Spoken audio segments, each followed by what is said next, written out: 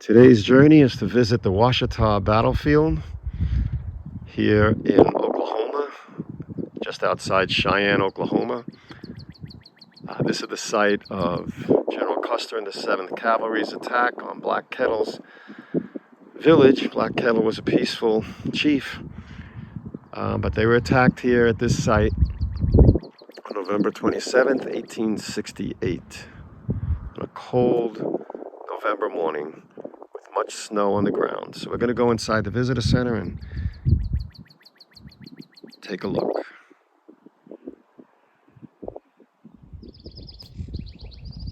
This area is also, we're on, I believe, the Black Kettle National Grassland, which is quite an expansive area that's protected here. Well, we've driven about a mile west of the visitor center, and this will begin our walking tour of the Battle of the Washita. I'm going to head onto the walking trail, goes down to the creek, and circles around and comes back up. The village was right down there in the further trees in this picture. Might see little white tanks out there in the distance. The trail guide says that it was right in that area that Custer would have divided his command into 4 columns right before the attack.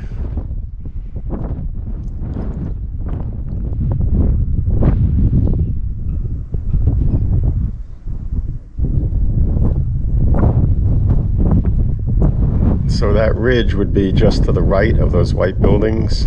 That's where Custer would have waited the night before the attack. And these ridges to the right, Elliott would have ridden behind them and then come toward the village.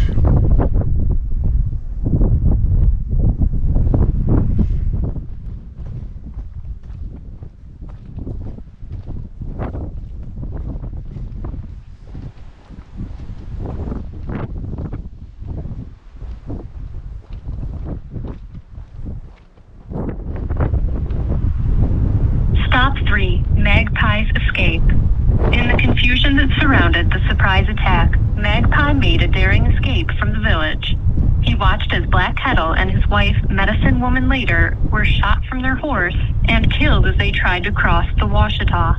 He ran south with his father, Big Man, and another Cheyenne, Pushing Bear. Magpie was shot in the calf and separated from his father. In pain, but able to keep moving, Magpie made his way through the area just west of here toward the 2 large mounds south of the highway. Almost to the mounds, a soldier overtook him. Magpie, armed with a pistol, shot the trooper. Magpie then escaped by riding with Pushing Bear on the trooper's horse. He joined his father that evening after the troops left.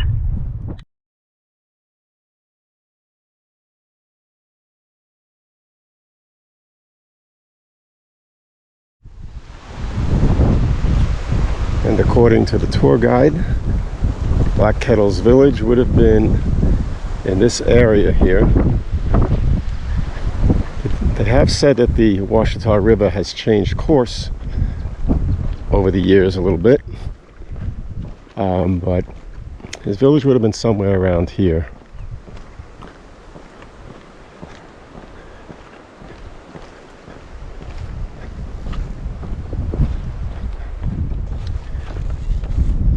And would have mostly been closer to the trees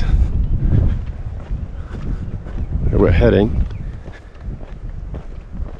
And during the retreat, when the village was attacked, many of the villagers would have retreated in this direction, although many did go into the river itself, which was partially frozen. Cold winter morning.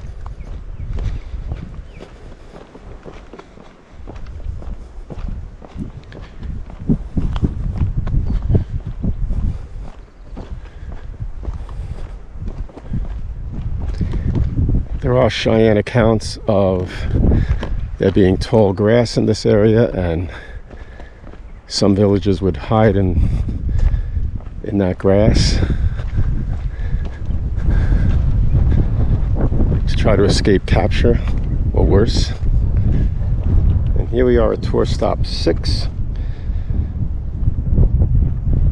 which explains this area being Black Kettle's village right in here.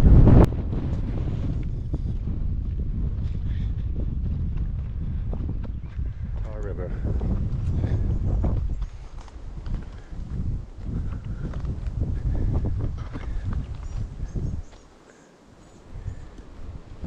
Really, a narrow little creek.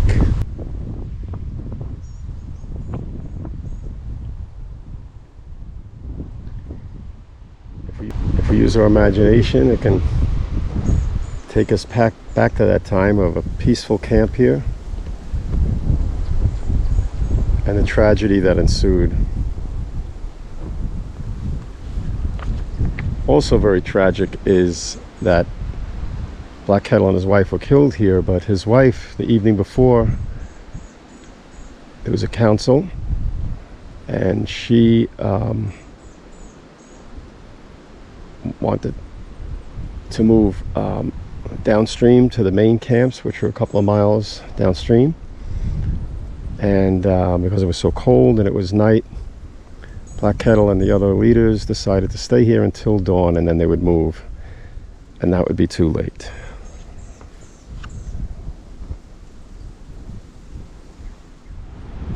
We're now standing in the area of the pony kill, where Custer had 650 ponies killed in this spot right here, as the U.S. government continued its scorched earth policy against the southern plains tribes.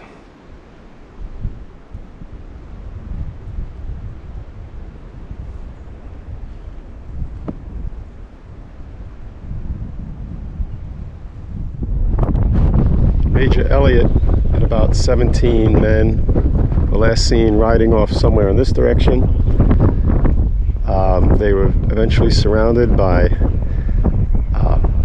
Cheyenne and Arapahoe and Kiowa, who were coming toward this position, and they were killed north of the town of Cheyenne on Sergeant Major Creek.